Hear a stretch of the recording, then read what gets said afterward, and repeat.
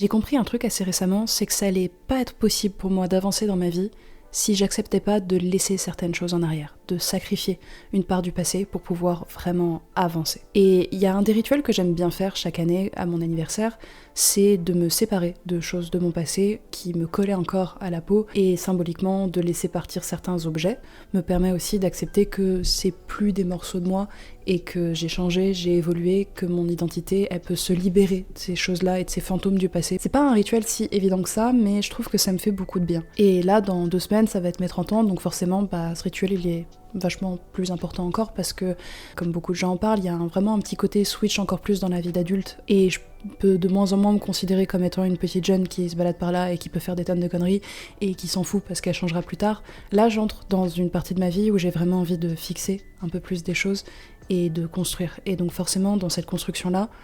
je fais un peu le tri en ce moment de qu'est-ce que je veux garder de moi du passé, de mon enfance, de mon adolescence, de mes premières années d'adulte, et qu'est-ce qui va devoir malheureusement partir, pas parce que j'aime pas, mais parce que juste j'ai plus envie d'être ça. J'ai envie d'être d'autres choses, et les manières d'être de mon passé, les manières d'être de mon présent et celles de mon futur, parfois, elles risquent de trop frotter, et il faut que je fasse un choix. Il y a déjà des choses de mon passé dont j'ai réussi à me séparer.